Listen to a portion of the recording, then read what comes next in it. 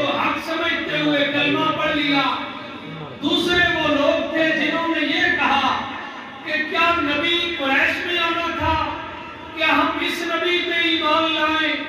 ایک مخالفین کا گروہ بن گیا اور ایک اپنوں کا گروہ بن گیا، دو فرقوں میں لوگ بٹ گئے۔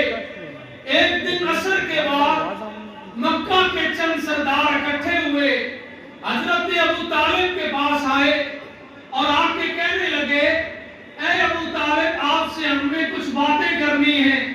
حضرت ابو طالب نے کہا کہ جی لازمی کیجئے۔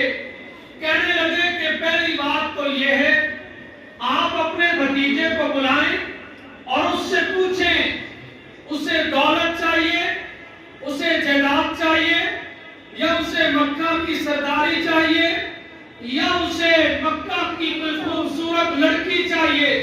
اگر وہ دولت کہے ہم دینے کو تیار ہیں، اگر وہ جس عورت پہ ہاتھ رکھے ہم نکاح کرنے کو تیار ہیں، اگر وہ مکہ کی سرداری چاہتا ہے ہم دینے کو تیار ہیں، لیکن ہمارا ایک مطالبہ ہے۔ حضرت ابو طالب نے کہا آپ اپنا مطالبہ بتلائیے کیا ہے؟ کہنے لگے ہمارا مطالبہ یہ ہے کہ اسے کہو دین کی دعوت دینا چھوڑ دے، دین کی بات کرنا چھوڑ دے۔ حضرت ابو طالب نے پیغام بھجوایا کہ جاؤ میرے بھتیجے محمد کو بلا کے لاؤ۔ آپ صلی اللہ علیہ وسلم تشریف لے آئے۔ اسلام کا ابتدائی دور ہے، ادھر سرداران مکہ بیٹھے، ادھر میرے نبی تشریف فرما ہے، اور حضرت ابو طالب نے کہا اے میرے بھتیجے یہ لوگ چند سوالات لے کے آئے ہیں، آپ سے کوئی بات کرنا چاہتے ہیں۔ یہ بڑے پنچایت کے لوگ ہیں، سمجھدار ہیں، وڈیرے ہیں، بات سلجھی ہوئی کرتے ہیں، سمجھانے والی کرتے ہیں، آپ ان کی بات پہ توجہ کیجئے۔ آپ صلی اللہ علیہ وسلم نے فرمایا کیجئے اپنی گفتگو کیا کہنا چاہتے ہیں؟ ایک سردار نے کہا ہے محمد آپ کے آنے سے پہلے بھئی آپ کی توجہ چاہیے، میری بات سمجھ آ رہی ہے؟ سب بولے سمجھ آ رہی ہے؟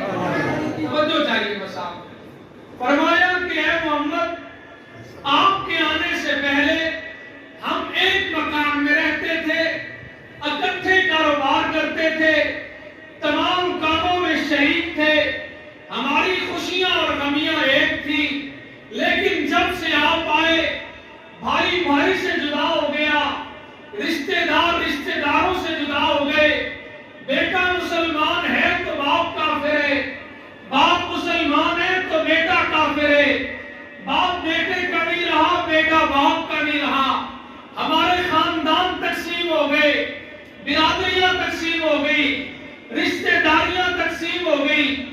آپ کیا چاہتے ہیں؟ اگر اس تقسیم کرنے کا مطلب آپ کی سرداری ہے ہم سرداری دینے کو تیار ہیں، اگر آپ خوبصورت عورت چاہتے ہیں ہم عورت دینے کو تیار ہیں، اور اگر آپ کو کوئی مال و زر چاہیے ہم مال دینے کو تیار ہیں۔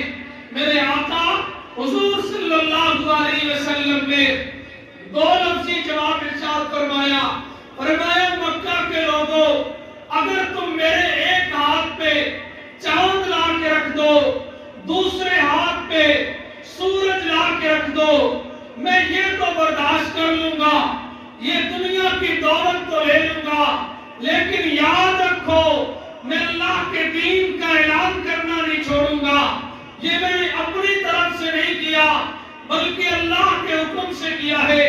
میں اللہ کا سچا نبی ہوں، تمہاری رشتہ داریاں ٹوٹتی ہیں ٹوٹ جائیں، سرداریاں ختم ہوتی ہیں ہو جائیں، لیکن میں نے اللہ کے دین کا ڈنکا مکہ کی سرزمین پہ بجا کے چھوڑنا ہے۔ فرمایا وقت لگتا گیا، حالات مزید تنگ ہوئے، ایک دن وہ سارے مل کے آقا انعامدار کے پاس آئے، کہنے لگے اے محمد سب کو صلی اللہ علیہ وسلم، فرمایا آپ نے ہمارا پچھلا مطالبہ نہیں مانا، دوسرا مطالبہ مان لیجئے۔ آپ نے فرمایا کیا کہنا چاہتے ہو؟ کہنے لگے کہ جس خدا کو آپ مانتے ہو اسی خدا کو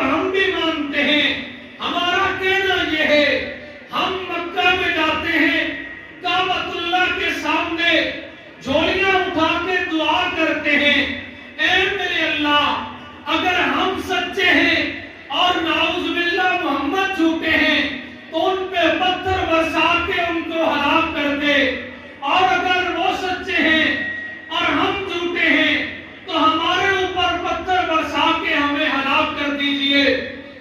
وقت گزرتا گیا، وہ کعبۃ اللہ میں گئے، انہوں نے یہ دعا کی، اے میرے رب روز روز کے جھگڑوں کو ختم کر دیجئے، ان پریشانیوں کو ختم کر دیجئے، اگر ہم سچے ہیں تو ان پہ پتھر برسا دے، اگر وہ سچے ہیں ہم پہ پتھر برسا دے۔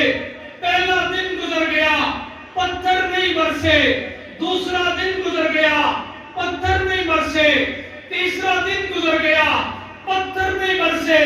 انہوں نے عورت کا مطالبہ رکھا، میرے پیغمبر نے رد کر دیا، مال و دولت کا مطالبہ رکھا، میرے پیغمبر نے رد کر دیا، انہوں نے سرداری کا مطالبہ رکھا، میرے پیغمبر نے رد کر دیا۔ اب آخری حربہ کعبۃ اللہ کے سامنے جھولی پھیلا کے اللہ سے دعا مانگ رہے ہیں۔ آپ کی مجلس میں چند صحابہ آئے، کہنے لگے اے اللہ کے نبی، اگر بات سچ ہے اور واقعتاً سچ ہے کہ آپ سچے نبی ہیں، دعا کیجئے اللہ ان پہ پتھر برسا کے انہیں ہلاک کر دے۔ میرے پیغمبر نے صحابہ کی بات کو سنا، فرمایا کہ اے میرے صحابہ، بات تو سچ ہے، ان کے کرتوت ایسے ہیں، ان پہ پتھر برس جانے چاہیے، لیکن میرے رب کا ضابطہ ہے، میرے اللہ کا قانون ہے۔ فرمایا اگر ایک وقت میں ایک جگہ روشنی موجود ہو، اندھیرا نہیں آ سکتا، ایک وقت میں ایک جگہ اگر نور موجود ہو، ظلمت نہیں آ سکتی۔ فرمایا میرے صحابہ بات درست ہے، پتھر برس جانے چاہیے، انہوں نے ظلم و تشدد کیے، اس وقت بدلے میں اللہ کا عذاب آنا چاہیے، لیکن یاد رکھو میرے رب کی اس دھرتی پہ، مکہ کی سرزمین پہ اس وقت مجھ محمد کی صورت میں اللہ نے رحمت بنا کے مجھے بھیجا ہے، اور میرے رب کا قانون ہے جس وقت یہاں پہ رحمت موجود ہوگی اس کی موجودگی میں کبھی اللہ کا عذاب نہیں آ سکتا۔ فرمایا کیا کہا کہ پتھر کیوں نہیں برسے؟ کیونکہ